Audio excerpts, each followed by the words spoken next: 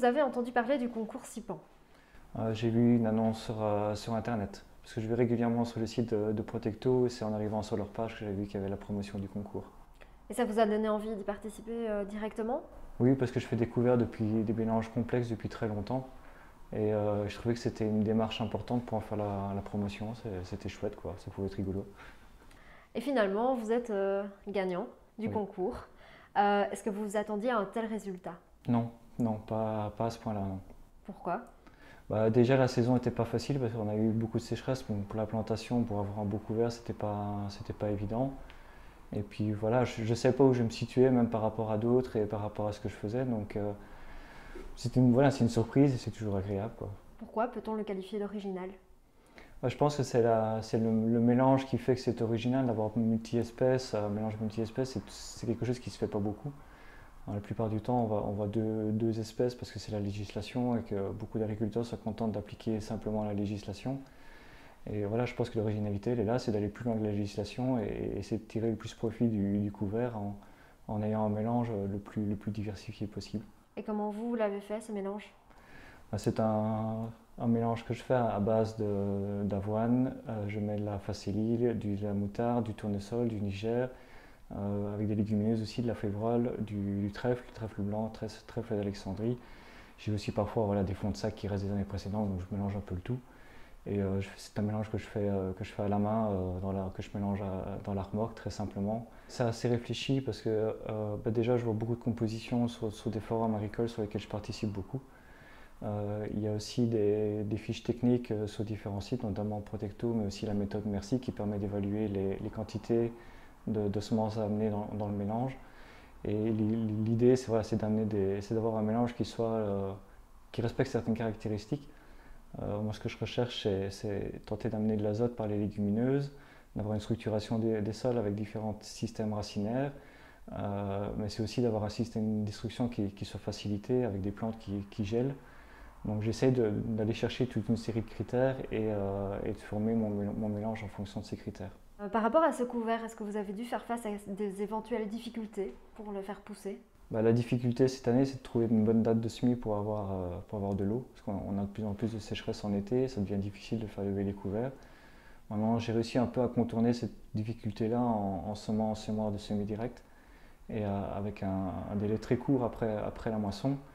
Et j'ai eu la chance d'avoir un tout petit peu de pluie aussi après, ce qui a permis une bonne levée. Et du coup, par rapport à cette sécheresse, est-ce qu'il y a des graines qui sont plus appropriées que d'autres, plus Il y a résistantes? quelques plantes qui sont des plantes tropicales qui ont l'air de mieux lever et de mieux résister à la sécheresse. Ça fait partie des choses que j'aimerais bien essayer pour les années futures, c'est de ramener encore des plantes.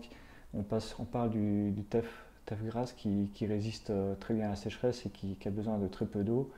Ça, c'est une plante que j'aimerais bien essayer pour l'année prochaine. Je n'ai pas su en avoir l'année passée, donc cette année, j'aimerais bien pouvoir en avoir pour tester. Et tiens, par rapport à ce couvert, est-ce que vous avez reçu l'avis d'autres agriculteurs qui ont été Pour intrigués? celui-là en particulier, non. Non. Non, mais j'ai quand même des voisins qui voient un peu ce que je fais depuis quelques années, qui de temps en temps me posent des questions, qui me demandent des conseils pour voir quelle plante mettre en fonction du précédent et de la culture suivante. Donc les personnes s'y intéressent. Donc il y a un intérêt, oui. Ouais. Et quels sont les apports bénéfiques que vous avez remarqués à faire une culture intermédiaire piège à nitrate? Moi je trouve déjà il y a le relargage de l'azote au printemps qui profite en partie à la culture. Il y a un effet sur la structure. Je glisse vers tout ce qui est agriculture de conservation des sols, donc je simplifie mon travail du sol. Et les couverts sont un outil indispensable. On voit aussi que le taux de matière organique remonte un tout petit peu. Donc c'est des sols qui vont mieux, des cultures qui vont mieux, c'est un cycle. Alors, est-ce que vous avez quelque chose à ajouter concernant les SIPAN?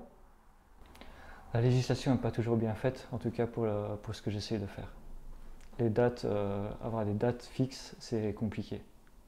Compliqué à gérer, les dates de semis, les dates de destruction, c'est pas facile à gérer. Au lieu de jouer sur des dates déterminées, il faudrait des périodes, je pense. Enfin, moi j'essaie de faire beaucoup de destruction mécanique. Et si on veut pouvoir passer au bon moment, il faut avoir la fenêtre pour le faire. Il faut soit avoir du gel, soit avoir un sol porteur, avoir du sec. En hiver, c'est pas toujours évident, donc il faudra un peu plus de souplesse par rapport à ça pour pouvoir faciliter la destruction. Et si le concours se refait, est-ce que vous seriez prêt à reparticiper? Oh oui, oh oui, certainement, oui. Je trouve ça chouette parce que c'est un bon moyen de promouvoir les couverts. Et puis ça peut peut-être un petit peu être un petit jeu entre agriculteurs et peut-être aussi dans la même région entre voisins de dire bah tiens, moi j'ai essayé ça, moi j'ai essayé ça et j'ai eu un bon résultat et je suis premier ou je suis deuxième.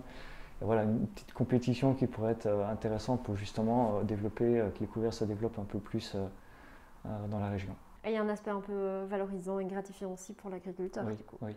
Ça fait Oui, parce plaisir. que c'est un peu une reconnaissance du travail qui est fait, de la réflexion qui est faite. Et si vous aviez un dernier conseil à donner aux autres agriculteurs qui voudraient mettre en place un couvert, qu'est-ce que vous leur donneriez comme conseil?